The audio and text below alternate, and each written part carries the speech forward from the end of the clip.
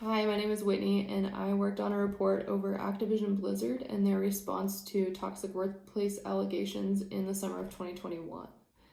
If you're unfamiliar with Activision Blizzard, they're actually one of the top video game developers in the world right now. They publish a lot of titles such as Call of Duty, Overwatch, Diablo, and even some kid-friendly games like Spyro the Dragon and Crash Bandicoot. And then they also actually own the operating unit that creates Candy Crush Saga, which is the really popular mobile app that a lot of people play. So even if you're not familiar with the company, you're probably at least familiar with one of these games. The problem I'll be talking about is the controversy that this company had in the summer of 2021.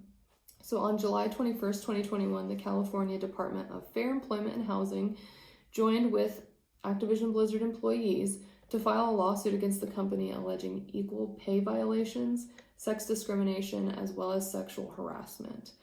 The next day, Activision Blizzard came out with a press release that called the lawsuit reprehensible, disgraceful, and unprofessional, so a lot of negative words there. And that was at the same time that employees were coming out and corroborating the stories in the lawsuit. So it was a really bad look to have those two groups going against each other. On July 23rd, the Chief Operating Officer, Francis Townsend, sent out an internal message to employees, rebuking the accusations and really speaking poorly of the accusers.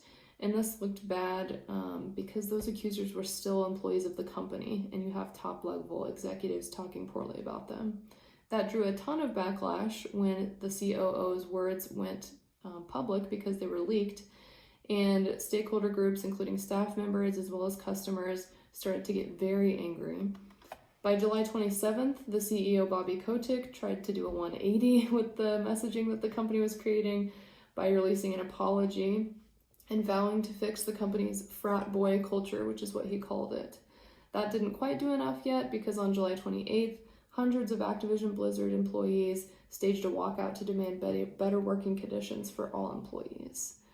So I kind of cover two things in my analysis. One is that how the company could have prevented the crisis from occurring, and the other is how they could have responded more ethically to the problem.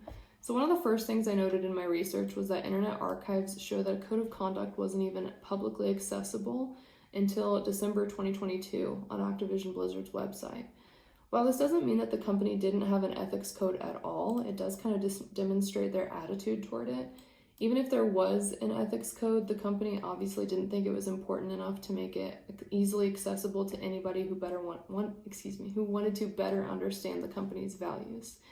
Through Key, Choi, and Lee, we know that practitioners working in firms with ethical parameters are significantly more likely to engage in ethical practices. So we know that ethics codes have the potential to encourage moral behavior. Not only that, but ethical behavior described in an ethics code should be modeled by top execs at the company, and that was not happening at Activision Blizzard. Some of the top executives were allegedly complicit in the unethical behavior, and one of them was even supposedly a perpetrator of the assault. So this was a really bad look. In an interesting paper by Adam and Rockman Moore, they found that employees perceived the social dimension of the work environment to be the greatest influence on their ethical behavior.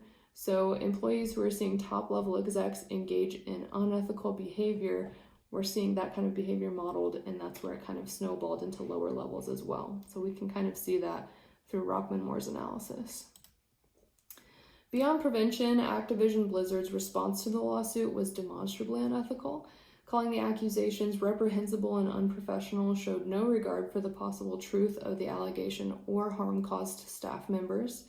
It can also be argued that the company was kind of inviting more harassment toward victims by using such negative language about them in their statements. Townsend's internal communication pitted stakeholder groups of the company against one another, including different groups of employees who believed different things at the time. And that created really terrible morale amongst all the employees. And again, it really didn't feel good to customers who were concerned about the developers at the company. It's evident how unethical these communication strategies were when we see how quickly CEO Bobby Kotick ended up apologizing. He called these first messages tone deaf and alluded to the accusations actually being true by saying that the company needed to work and fix their culture. This was honestly probably the best step that they could have taken to start creating a better look for themselves after their reputation had tanked so hard. So in conclusion, my recommendations were that Activision Blizzard should have had a code of conduct in the first place and ensured that it was publicly accessible off the bat. If the company had had an ethics code at the time, it could have helped stop the situation from occurring, or at least help victims have more guidance as to how to create a safer workplace for themselves.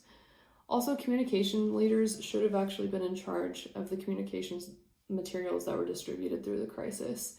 As we've discovered through this course, public relations specialists can defer to guides such as the PRSA to get direction on creating effective messaging during crisis, and allowing someone with better expertise on this kind of stuff to control the messaging would have prevented them from ignoring principles such as honesty, loyalty, fairness, and accurate information through their communication.